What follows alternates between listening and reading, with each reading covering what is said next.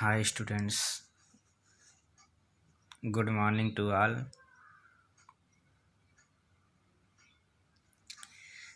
तो जैसा कि आप लोगों ने क्या कहते हैं कि प्रोज का 2 लेसन पढ़ लिए हैं। तो चलिए अब पोएट्री शुरू करते हैं।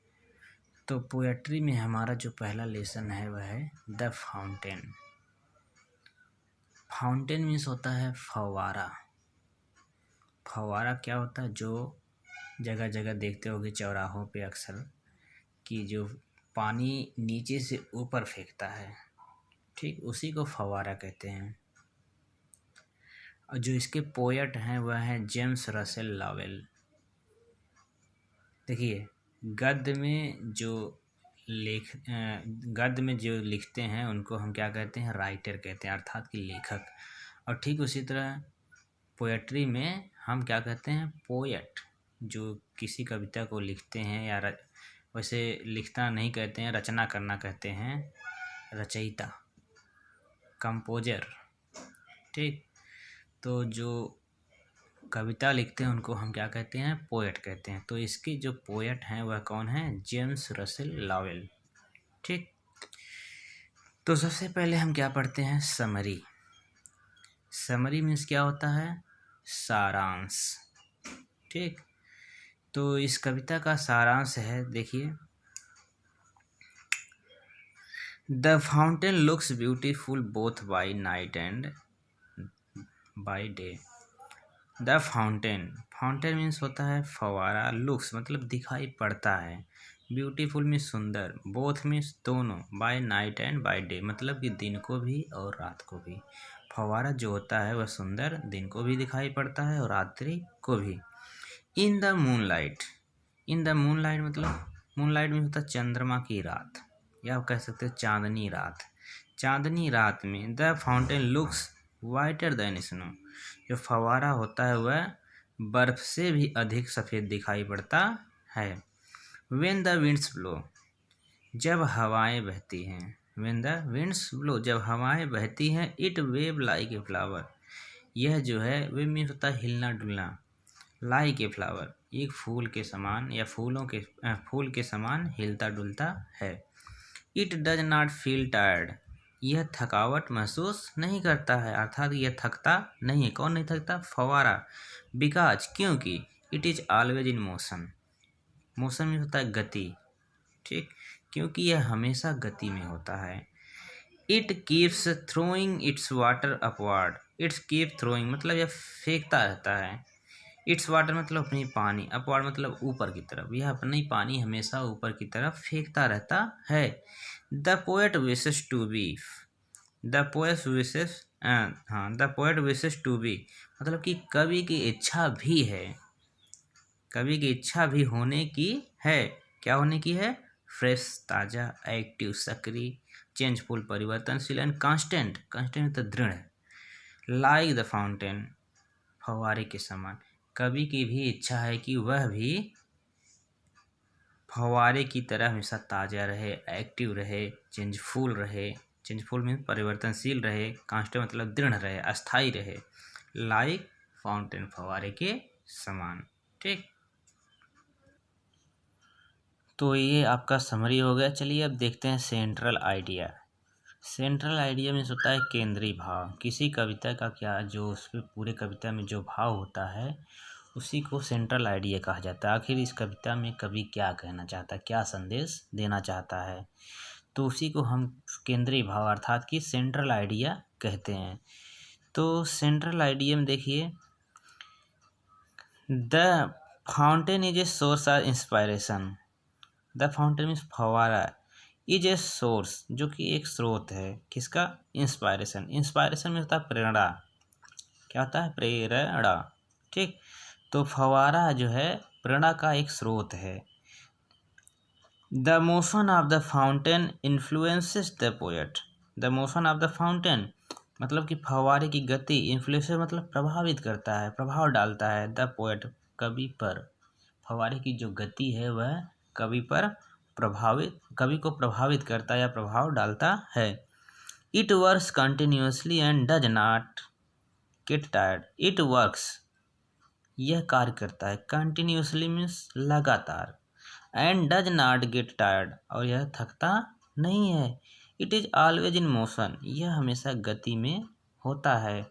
इट रिमेन्स इनर्जेटिक, यह हमेशा ऊर्जा में रहता है। एनर्जेटिक मीन्स होता है ऊर्जा या शक्ति कह सकते हो। यह हमेशा शक्तिमान रहता है या गतिमान रहता है या हमेशा ऊर्जा में रहता है। इट ऑलवेज लुक्स चीयरफुल, यह हमेशा खुश दिखाई पड़ता है, यह हमेशा प्रसन्न दिखाई पड़ता है।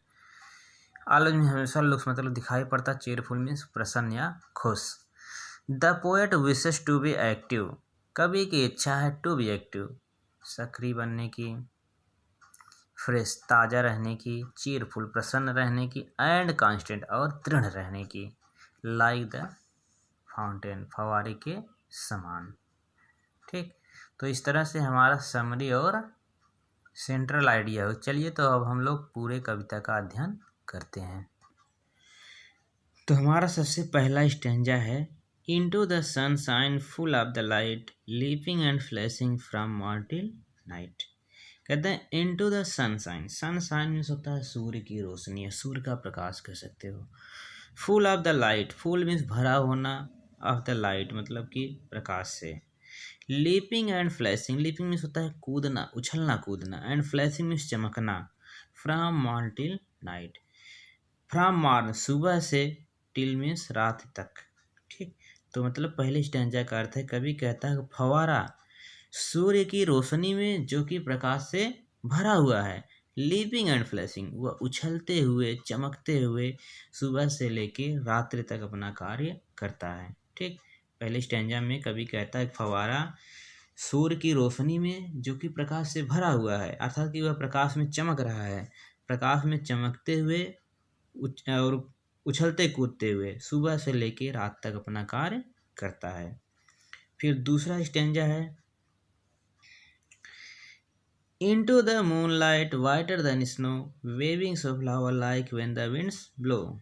कहता है into the moonlight, अब जो है फव्वारे की तुलना कवि किस में करता है, चांदनी रात में, चांद के प्रकाश में। वाइटर देन स्नो, कहता है कि फव्वारा चांदनी रात में, वाइटर देन स्नो मतलब कि बर्फ से भी अधिक सफ़ेद दिखाई पड़ता है। Waving so flower like, waving मतलब हिलता डुलता है, सो फ्लावर लाइक मतलब फूल के समान। व्हेन द विंड्स ब्लो, जब हवा बहती है, अर्थात कवि कहता है कि फव्वारा चांद की रोशनी में या चांदनी रात में बर्फ से अधिक सफ़ेद दिखाई पड़ता है, और जब हवा बहती है तो वह फूल के समान हिलता है। ठीक, into the star light, rushing in spray, happy at midnight, happy by day. कहता है into the star light, rushing in spray, happy at midnight, happy by day. Into the star light, star light होता है तारों की रोशनी में। Rushing इन spray, जो कि फुहारा होता है, स्प्रे में फुहारा, फुहारे को फेंकता है।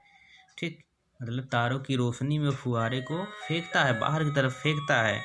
Happy at midnight, happy by day, वह आधी रात को भी खुश रहता है और दिन को भी खुश रहता है। Ever in motion blithesome and cheery, still climbing heavenward never aweary. Ever in motion, ever means सदैव, हमेशा।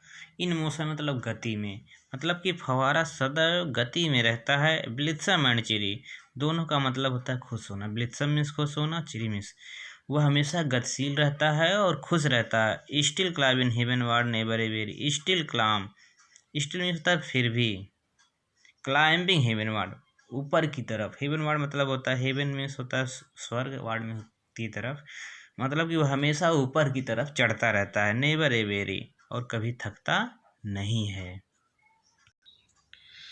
Glade of all weather, still swimming best, upward और downward motion thy rest. Glad means होता है खुश होना, ऑफ ऑल वेदर सभी मौसम में, still swimming best, still means फिर भी, स्विमिंग मतलब प्रतीत होना, बेस्ट मीन्स सर्वश्रेष्ठ, फिर भी वह हमेशा बेस्ट दिखाई पड़ता है, बेस्ट मालूम पड़ता है। अपवार्ड और डाउनवार्ड, चाहे ऊपर की तरफ जाता हो या फिर नीचे की तरफ आता हो। मोशन डायरेस्ट गति ही उसका आराम है। ठीक, दाई मीन्स उसका या तुम्हारा होता है, दाई मीन्स तुम्हारा होता है, लेकिन यहाँ तुम्हारा जो है उसके लिए है, यानी कि फव्वारे के लिए है। कहता है glad of all weathers still swimming best, upward और डाउनवर्ड मोशन दाई रेस्ट। ठीक, मतलब ग्लैड ऑफ ऑल वेदर्स मतलब कि हर मौसम में वह प्रसन्न रहता है, स्टिल स्विमिंग बेस्ट और हमेशा अच्छा दिखाई देता है, अपवर्ड और डाउनवर्ड चाहे कि वह ऊपर की तरफ जाता हो या फिर नीचे की तरफ आता हो, मोशन दाई रेस्ट गत ही उसका आराम, अर्थात वह गतिशील होते हुए भी ऐसा लगता है कि जैसे वह आराम कर रहा हो। Full of nature nothing can time change every moment ever the same. कहता है फुल ऑफ नेचर वह प्रकृति से भरा हुआ है, nothing can time, nothing means कुछ भी नहीं, कैन टेम मतलब परिवर्तित कर सकता है, change every moment, change every moment, change मतलब परिवर्तित होता है, एवरी मोमेंट मतलब प्रत्येक क्षण, एवर द सेम फिर भी हमेशा एक जैसा दिखाई पड़ता है। कहता है कि यह प्रकृति से भरा हुआ है, कौन, फवारा, फवारा प्रकृति से भरा हुआ, नथिंग कैन टेम लेकिन उसको कोई भी चीज़ या कोई कुछ भी चीज़ उसको बदल नहीं सकता, चेंज एवरी मोमेंट और हर पल प्रत्येक क्षण वह बदलता है, एवर द सेम फिर भी एक समान रहता है। ठीक ठीक, मतलब कि कहता है, कवि कहता है फवारा फुल ऑफ नेचर यह प्रकृति से भरा हुआ है, आखिर प्राकृतिक शक्तियों से भरा हुआ है, नथिंग कैन टेम लेकिन उसको कोई नियंत्रण में नहीं कर सकता, कोई भी चीज़ या उसको कोई चीज़ बदल नहीं सकता, चेंज एवरी मोमेंट लेकिन वह हर पल बदलता रहता है, एवर द सेम फिर भी सदैव एक समान रहता है, एक समान दिखाई पड़ता है। Ceaseless aspiring ceaseless content darkness or sunshine thy element. Ceaseless aspiring ceaseless content darkness or sunshine thy element. Ceaseless means लगातार, एस्पायरिंग मतलब ऊपर की तरफ उठना, सीजलेस कंटेंट लगातार, कंटेंट मीन्स संतुष्ट होना, मतलब कि वह फवारा जो लगातार ऊपर की तरफ उठता है और लगातार संतुष्ट रहता है, मतलब कि हमेशा संतुष्ट रहता है। डार्कनेस आर सनशाइन चाहे अंधेरा हो या फिर सूर्य की रोशनी, दाई एलिमेंट यही उसके गुण हैं, यही इसके तत्व हैं। ठीक, मतलब कि उसके गुण तत्व क्या हुआ, अर्थात वो हमेशा गतिशील रहता है, अपना कार्य करता रहता है। Glorious fountain let my head be fresh changeful constant upward like thee. ठीक, तो अंत वाले स्टैंजा में कवि जो है उसको संबोधित करता है, उसको पुकारता है, उसको कहता है, क्या कहता है, glorious fountain let my head be fresh changeful constant upward like thee. Glorious fountain कहता है कि शानदार फवारे, लेट माई हार्ट बी मेरा हृदय भी हो, फ्रेश मीन्स ताज़ा, चेंजफुल मतलब परिवर्तनशील, कांस्टेंट मतलब दृढ़, अपवर्ड लाइक दी तुम्हारे समान ऊपर की तरफ उठता हुआ। अंत में कवि कहता है कि मेरा हृदय तुम्हारे तरह हो, फवारे की तरफ कैसा हो, ताज़ा हो, परिवर्तनशील हो, दृढ़ हो और हमेशा ऊपर की तरफ उठता रहे। ठीक, तो इस तरह से हमारा जो है पोएट्री का पहला लेसन समाप्त होता है। तो इसमें हमने आप सबको बता दिया है कि इसका सारांश क्या है, अर्थात समरी क्या है और सेंट्रल आइडिया क्या है।